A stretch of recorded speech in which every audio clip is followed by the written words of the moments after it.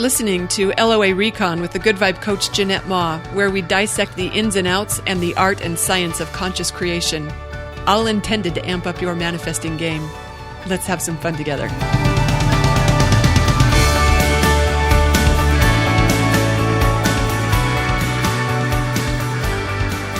I wonder if this is happening to anyone listening to all these episodes this week. You know how I'm recording more episodes in response to the more reviews? I wonder if anyone's getting like a binging headache. Does anyone else get that? When you find something new and fabulous on Netflix that has several episodes and you just watch more than you should at once? I hope that's not happening to anyone listening to too much of me on LOA Recon. Just pace yourself. It'll be here for whenever you feel inspired to listen to it. But I am happy to be doing an episode today to answer some of the questions that have shown up in my inbox. We haven't done that in a while.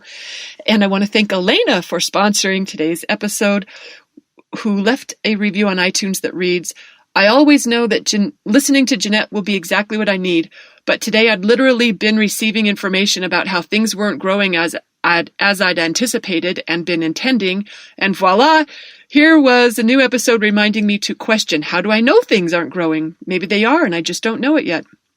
Thank you, Jeanette, for your giggle, for your clarity, and for offering your gifts with such divine timing." Well, thank you for that fabulous review, Elena. Thanks for listening, and I hope someone experiences this episode as divine timing as well. So, a couple fun questions to play with. Here's one who asks, I won't share all the details, but the question basically boils down to this: how to convince a muggle that this stuff is real? How to help them when they won't believe any of this. So she had a loved one who was struggling in life, and she wanted to help them by sharing conscious creation with them and encouraging them to practice it. And they weren't having it. They really felt like it was a bunch of hooey. Okay, so the question, how to convince a muggle that this stuff is real? That's the first part of our question. And, my first thought to that is why? Why would we want to convince someone of this? We could just instead let them have it their way. That's my preference. I don't like to convince anyone of anything. I don't know if that's because I was raised in the headquarters for the LDS Church, where we see a lot of missionaries go out to convert people to help them believe something differently. I don't know. It might be because I tried in the beginning when I was so excited about this. Oh my gosh. No one could talk to me without me telling him, I gotta tell you about something. It's going to change your life. I was so excited about it. And I was talking about it with everyone. And eventually people stopped talking to me. So I might have just learned, maybe, Jeanette, keep your enthusiasm to yourself. I don't know. But I know the answer when I say, why would you want to convince anyone anything different? I know the answer is because we're seeing a loved one who is suffering and we want to help alleviate their struggle in some way. And we know, conscious creators, we're big fans of using our vibration to create the realities that we want. Of course, we're passionate about sharing that with others. But boy, I sure remember Abraham talking about how when you try to answer a question for someone that they're not asking, they experience that as irritating. I've sure experienced. I've been on the other end of that, trying to convince someone, hey, you should know about this. Yeah, they don't need to. When they need to, they will. If they need to, maybe they won't. Who knows? It's fine if they don't. I think the best thing we could do for them, rather than to convince them that conscious creation is a thing that they would be smart to learn, instead, I think the more powerful thing for us to do is to vision them in their well-being, in their thriving, like to see them doing well. Like, let's not co-create what you don't want to see them experience, maybe what they don't want either. I think that's even more powerful than teaching them how to be conscious creators, especially when they have no interest in learning conscious creation.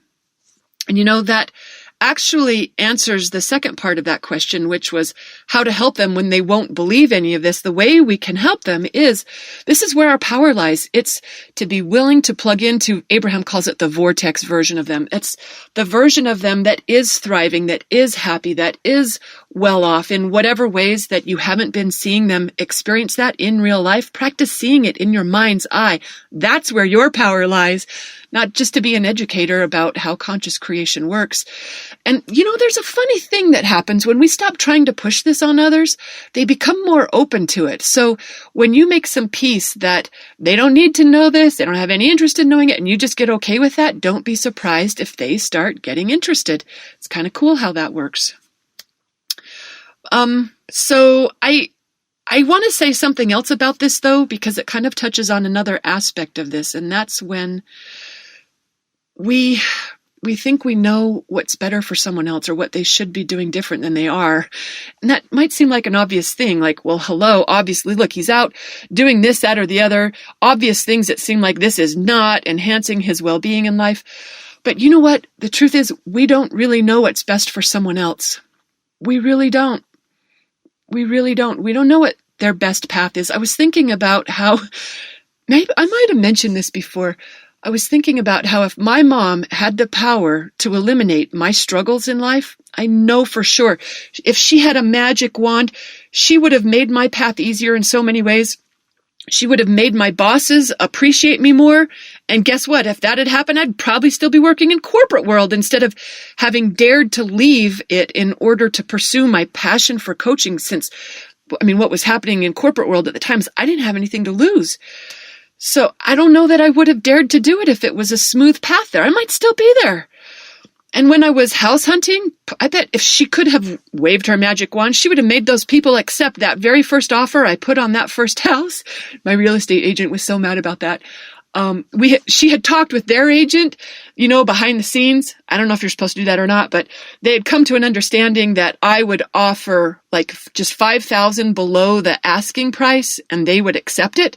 And so that's what I did. I offered $5,000 below the asking price and they countered asking for $1,000 more. And I didn't accept the counter, and my agent was so mad at me. She said, "Jeanette, it's $1,000. And I said, "No, it's not $1,000. It's a sign. It's a sign that this isn't my place," because it wasn't going smoothly. It wasn't easy. Not the kind of easy that I wanted. Anyway, if my mom had her magic wand, I guarantee she would have made that deal work better. And guess where? I would have been living in the suburbs. That was where I first was looking when I was house hunting. It was a comfortable place. I'm sure I would have liked it for a minute, but look, where I am now, because it didn't go smoothly. Ooh, and think about I know for sure she would have eliminated any health issues that I had with adrenal fatigue. I know she would have just waved those away from me if she could have, but I wouldn't have learned in that process. I'm getting a little emotional. I wouldn't have learned the incredible level of self-care and stress management and self-love. Oh my gosh, it really forced me to get really good at taking care of myself. I needed those skills. If I didn't have that contrast, I don't know that I'd have picked up those skills as well as I did. I'm just saying, don't be so sure that you know what's best for someone else. Contrast, we know, conscious creators know this, no one else does, but we know that contrast, it's part of how we create our own personal happily ever after, and that this program literally doesn't run without it. It's where it all begins. So sometimes I think we just want to be careful thinking that we know what's best for someone else. All right, let's move on to our next question. Oh, I liked this one. It was how to release wanting clients. And I actually don't think there's any problem with wanting clients. Wanting clients is a fabulous thing. It's when we need them that things get a little vibrationally tricky. But that clean desire can be a beautiful thing. If you truly just want clients, don't release that. Roll with it. It's a beautiful thing. If, though, you find yourself you're in yearning or neediness or attachment or clinging to it, like if you're feeling kind of kinked up around it, then that's not clean energy. Yes, we should clean that up. So There are a couple of ways to release, we'll call it needing clients. Again, I'm fine with wanting them. If it's pure desire, all day long, roll with it. But if it's not that, if it is needing them or feeling desperate for them in some sort of way, let's talk about that. And I will speak to the question that was posed. It was on the topic of clients, but this goes for whatever it is that we might feel graspy about. So I've got a couple of ideas about how we could release that. One is to just decide that you're okay without it. You can just decide that you're okay. Remind yourself that you're going to live, even if this doesn't happen. You don't have to have clients, or you don't have to do or have or be whatever it is you're feeling attached to.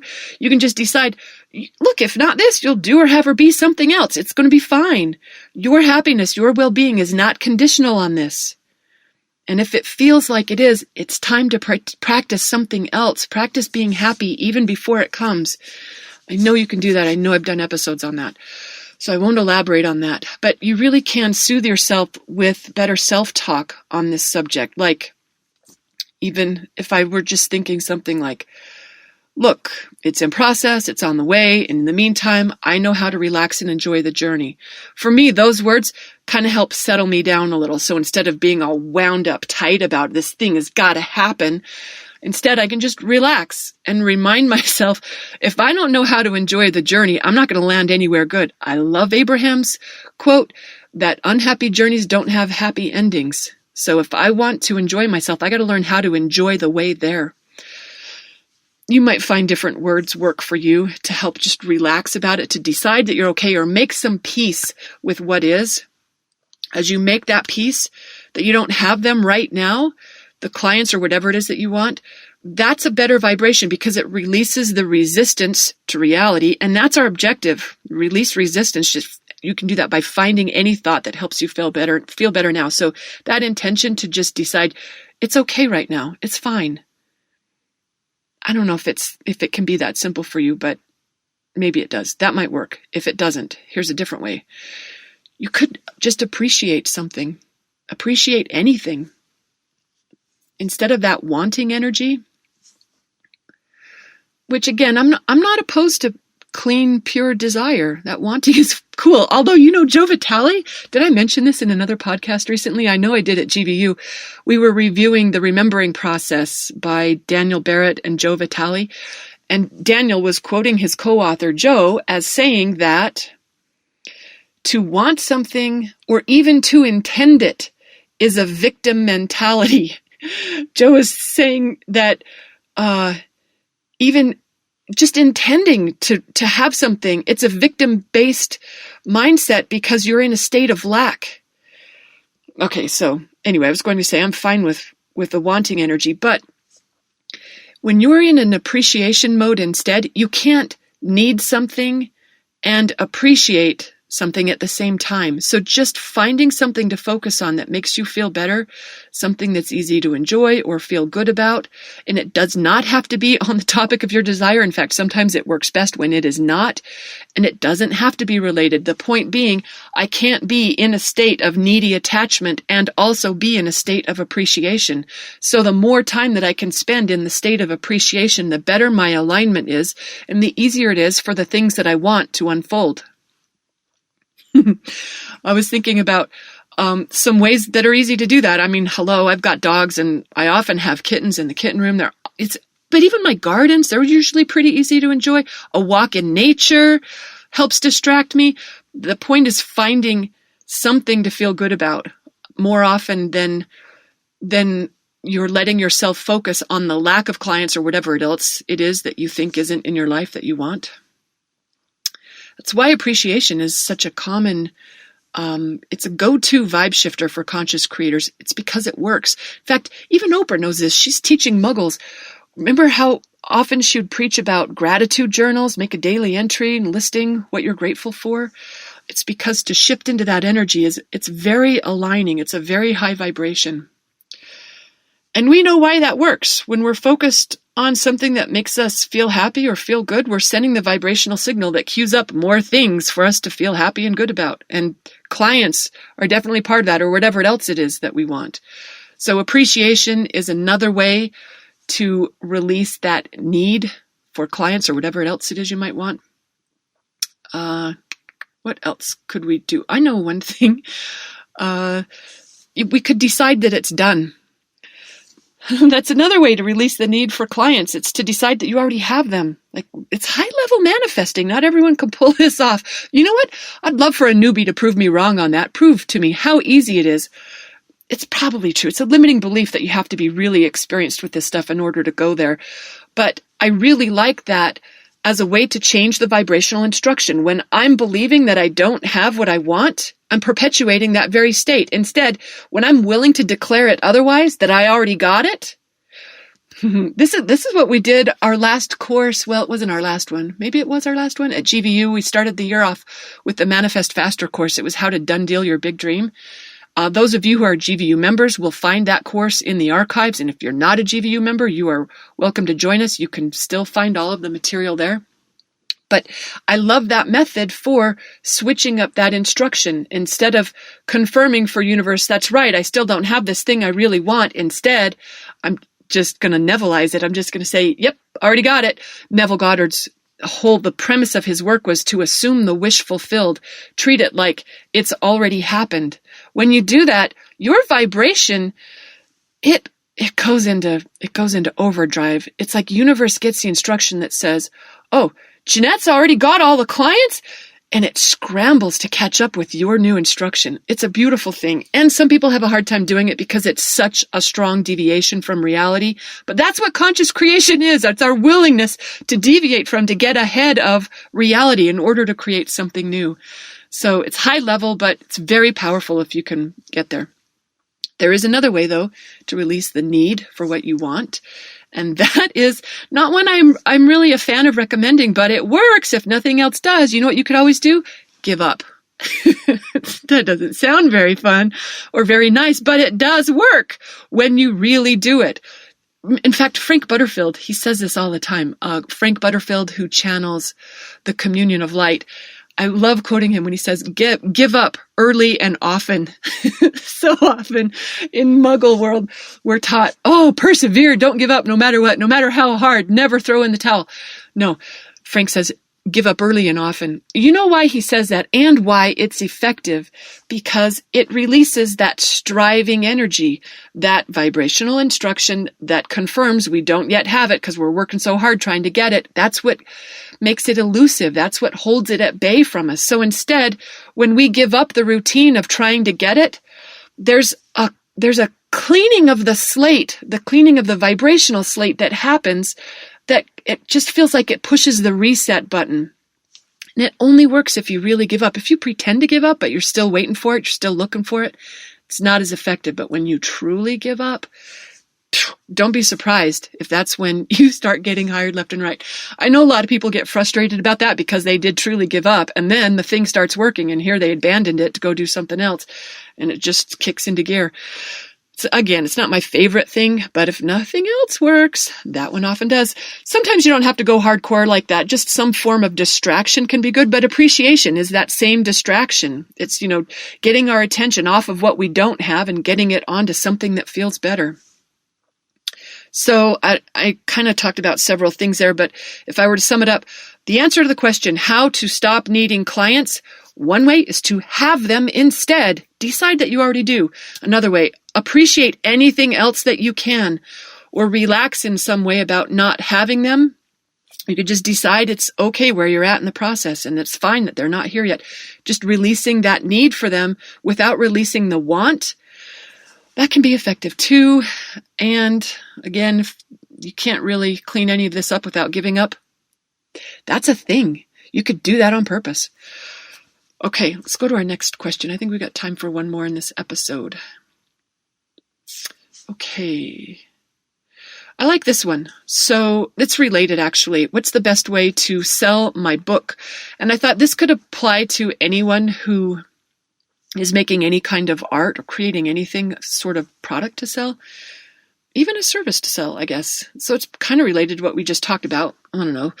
Let's find out. So what's the best way to sell my book? You know who else this could apply to? If you're not even selling anything, but if you just want more readers for your blog, or viewers or subscribers on your YouTube channel, or subscribers to your email list, or followers on your Instagram. There's all sorts of ways we might be wondering how to use our manifesting powers on this, but I'll speak to it in terms of selling our book. Okay, the first thing is to believe that your buyers exist. You've got to believe in the customers who want it and are happy to pay for it. I mean, believing in them, it's important in order to experience them. If you don't believe they exist, you're not a vibrational match to experiencing them. So you got to believe in them. And the way you can believe in them is by practicing. You can practice that belief. I like to do it by visiting with them regularly. You can do it in your mind. You can pre-experience the success of your book selling. You don't have to wait for it to happen in 3D real life. You can experience it again and again in your mind's eye. That's how you can acclimate yourself to your readers or to your buyers. Just spend some time with them. You could journal them in a Pray Rain journal.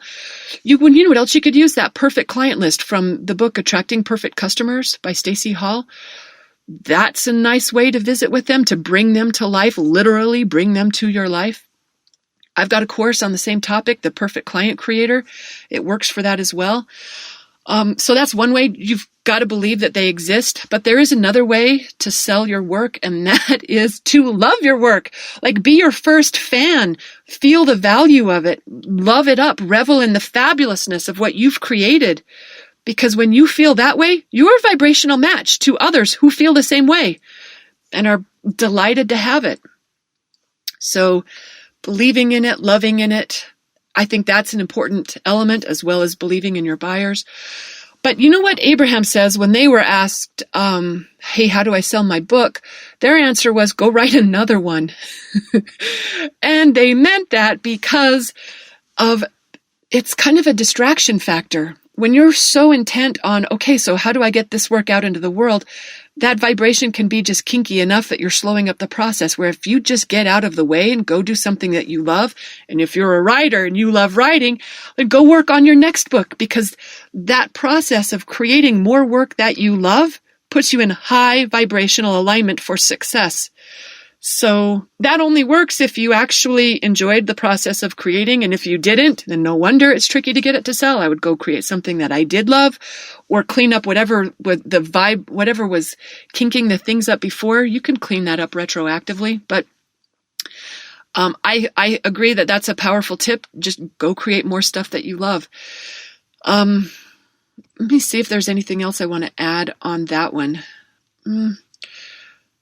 I really like the idea of, instead of being the person who's trying to sell it, be the person who is selling it. However that is different in your identity, like however you feel differently, can you tell there's a different vibration when I'm the person who's trying to create this versus being the person who has it? Close that vibrational gap. And you can do that in a variety of ways. A lot of it is in the thought patterns that you're thinking, because someone who doesn't have it yet and is trying to figure out how to, they think different thoughts than someone who is already experiencing that success. Shift those thoughts. Think like the person who already has it. And you can act like that. It isn't just in thought, it's in action as well. And it doesn't even have to be actions directly related to what it is to be a best-selling author. It can be the way you walk across the room. You might be more relaxed. It might be the way that you conduct yourself in conversations. You might laugh easier. You might carry yourself differently. You might just be more relaxed, or I don't know what it is, but you should find out. You should totally find out how that version of you who's already living this is different than the version of you who isn't yet, and close that gap however you can in thought and action. That maybe deserves its own episode, but I'm going to wrap this one up now. I'm going to thank everyone for listening. Thank you all for all the fabulous reviews. I know some of you don't want your reviews read out loud on these episodes. So thank you to those of you who are sending them privately via email or Facebook. I sure appreciate that. All right. Thanks for tuning in, everyone. Happy manifesting.